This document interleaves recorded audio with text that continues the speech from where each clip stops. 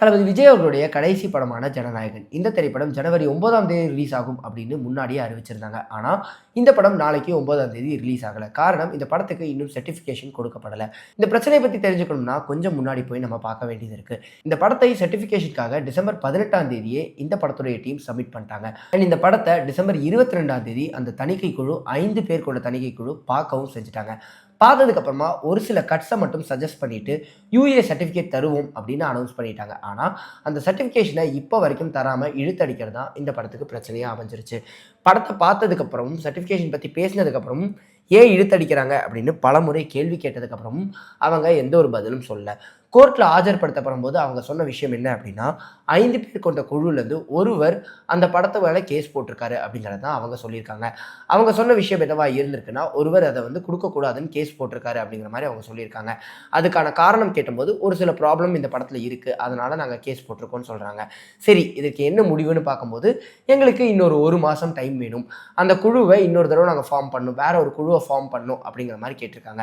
அது முடியாது, ஜனவரி 9 நாங்கள் ரிலீஸ்ன்னு சொன்னதுக்கு அப்புறமா எங்களுக்கு மினிமம் 20 நாட்களாவது டைம் வேணும், அந்த தணிக்கை குழுவை நாங்கள் மறுபரிசீலனை செய்யணும், புது குழு வரணும், ஸோ 20 நாள் டைம் வேணும் அப்படிங்கிறத அவங்க இழுத்தடிக்கும் முறையாகவே தொடர்ந்து பேசவும் தான் பிரச்சனை பெருசாயிருக்கு.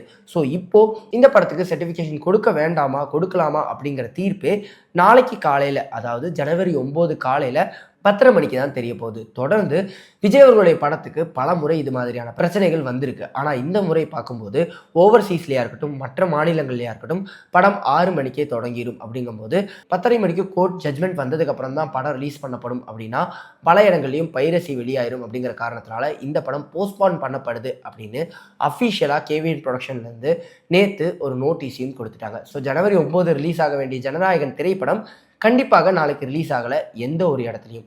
ஸோ இந்த படம் போஸ்ட்பான் பண்ணப்படுது. இதனால் பிரச்சனைகளை சந்திக்குமான்னு கேட்டால் கண்டிப்பாக இந்த இண்டஸ்ட்ரியும் சரி, தமிழ் சினிமாவும் சரி, அது ஓவர்சீஸ் மார்க்கெட்லேயும் வேறு மாநிலங்களையும் பல பிரச்சனையை சந்திக்கும். படம் ரிலீஸ் ஆகும்னு சொல்லி ரிலீஸ் ஆகாதனால முன்பதிவு செய்யப்பட்டவர்களாக இருக்கட்டும், அந்த டிக்கெட் கொடுத்தவங்களுக்காக இருக்கட்டும், பலருக்கும் இதனால் பிரச்சனைகள் வரும். அந்த டிக்கெட் எல்லாமே ரீஃபண்ட் பண்ணப்படும். இதை பற்றி பார்க்கும்போது நம்ம பல படங்களில் இதை எக்ஸாம்பிளாக எடுத்துக்கலாம். இந்த ஒரு விஷயத்துக்கு யாருமே கோலிவுட்லேருந்து சப்போர்ட் பண்ணலையே, யாருமே வாய்ஸ் ரிலீஸ் பண்ணலையேன்னு பார்க்கும்போது நேற்று ஈவினிங்லேருந்து பலருமே இந்த படத்துக்கு சப்போர்ட்டிவாகவும் விஜய் அவர்களுக்கு சப்போர்ட்டிவாகவும் நிற்கிறத நம்மளால் பார்க்க முடிஞ்சுது. ரத்னகுமார், அதாவது மேயாதமான் குலுகுலு படத்துடைய டைரக்டரும் மாஸ்டர் லியோட ஒன் ஆஃப் த ரைட்டருமான ரத்னகுமார் அவர்கள் போட்டது என்ன அப்படின்னா, the worst form of injustice is pretended justice அப்படிங்கிறத போட்டிருந்தாரு. அவர் விஜய் அவர்களுடைய எவ்வளவு தீவிரமான ரசிகர் அப்படின்னு நம்ம எல்லாருக்குமே தெரியும். சிபி சத்யராஜ் அவர்கள் இவரை பற்றி சொல்லும்போது சத்யராஜ் அவர்களே சொல்லியிருக்காரு ஒரு மிகப்பெரிய விஜய் அவர்களுடைய ரசிகர் அப்படின்னு.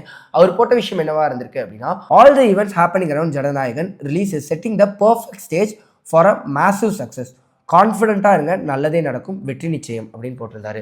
ஸோ அவரும் அவருடைய சப்போர்ட்டை ஜனநாயகன் படத்துக்காக சொல்லியிருந்தாரு. கார்த்திக் சுப்ராஜ் அவர்கள் விஜய் அவர்களுடைய ஃபேனாக இல்லாமல் ஒரு ட்ரூ லவர் ஆஃப் சினிமாவாக சொல்லணும் அப்படின்னா, this is not the right time for cinema அப்படிங்கிற மாதிரி அவர் போட்டிருந்தார். அவர் சொல்லி இந்த விஷயம் என்னவா இருந்தது அப்படின்னா, இண்டி ஃபிலிமான சல்லியர்கள் அப்படிங்கிற படத்துக்கு தியேட்டர் கிடைக்கல அப்படிங்கிறதையும், ஒரு பிக் பட்ஜெட் ஃபிலிமான ஜனநாயகன் படத்தை ரிலீஸ் போஸ்ட்பான் பண்ணுறதும் சர்டிஃபிகேஷன் டிலே பண்ணுறதும் பெரிய பிரச்சனையாக இருக்குது அப்படிங்கிறதையும், பராசக்தி படத்துக்கு இன்னும் சர்டிஃபிகேஷன் வழங்கப்படலை, அங்கேயும் பல இடங்களில் புக்கிங்ஸ் ஓப்பன் பண்ணல அப்படிங்கிறதையும் அவர் மெயினாக மென்ஷன் பண்ணியிருந்தாரு. டஃப் டைம்ஸ் ஃபார் சினிமா அப்படிங்கிறதையும் அவர் மென்ஷன் பண்ணியிருந்தாரு. அவர் மட்டும் இல்லை, கோப்ரா இமைக்கா நூல்கள் படத்துடைய டேரக்டரான அஜய் ஞானமுத்து அவர்கள் என்ன ட்வீட் பண்ணியிருந்தாரு அப்படின்னா, அப்சல்யூட் மிஸ்யூஸ் ஆஃப் பவர் அப்படிங்கிறத சொல்லியிருந்தாரு. எனி ஃபிலிம், அது யாருடைய ஃபிலிமாக இருந்தாலும் அதில் எவ்வளவோ கோடி மணி இன்வால்வ் ஆயிருக்கு, பலருடைய வாழ்வாதாரம் இன்வால்வ் ஆயிருக்கு. ஸோ இந்த மாதிரி பண்ணுறது ஒரு மிகப்பெரிய தப்பு அப்படிங்கிறத அவர் சொல்லியிருந்தாரு. அது மட்டும் இல்லாமல் இது பெரிய படங்களுக்கே நடக்கும்போது சின்ன படங்களுக்கு நடக்கிறது எவ்வளோ லேட் ஆகும், சிபிஎஃப்சி இப்படி பண்ணுறது மிகப்பெரிய தவறு, அவங்களை கண்டிக்கணும் அப்படிங்கிறதையும் அவர் மென்ஷன் பண்ணியிருந்தாரு. பராசக்தியுடைய மெயின் ஆன்டகனிஸ்டான ரவிமோகன் அவர்கள் என்ன சொல்லியிருந்தாரு அப்படின்னா, heart broken as a brother, எப்போவுமே உங்களோட நான் ஸ்டாண்ட் பண்ணுவேன், கண்டிப்பாக உங்கள் படம் வரும்போது அந்த ஓப்பனிங் வேறு மாதிரி இருக்கும், what ever the date is, Pongal நீங்கள் வரும்போது தான் ஸ்டார்ட் ஆகும் அப்படிங்கிறத அவர் போட்டிருந்தாரு. அண்ட் விஜய் அவர்களுடைய மிகப்பெரிய ஃபேன் அப்படிங்கிறத அவரே பல இடத்துல பல ஸ்டேஜஸ்லையும் சொல்லியிருக்காரு. ஆக்டர் நந்தா அவர்கள் என்ன சொல்லியிருக்காரு அப்படின்னா, இந்த படத்துக்கு சர்டிஃபிகேஷன் வழங்குறதுல அரசியல் உள்நோக்கம் இருந்தால் கண்டிப்பாக இது ரொம்ப தப்பான விஷயம் அப்படிங்கிறதையும் சொல்லியிருந்தாரு.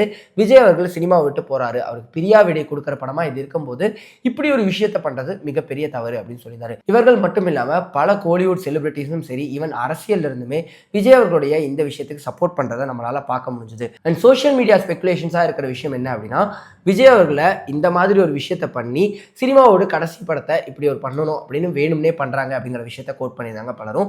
அரசியலை மிஸ்யூஸ் பண்ணுறாங்க, அவர் அரசியலுக்கு வரதுனால கடைசி படம் இப்படி இருக்கக்கூடாது, வெற்றி பெறக்கூடாதுன்னே பண்ணுறாங்க அப்படிங்கிற மாதிரியும் பல விஷயத்த தொடர்ந்து சொல்லிட்டு இருக்காங்க.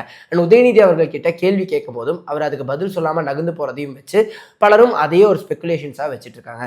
ஸோ இந்த ஒரு இஷ்யூ பற்றி நீங்கள் என்ன நினைக்கிறீங்க அப்படிங்கிறத கமெண்ட்டில் சொல்லுங்கள்.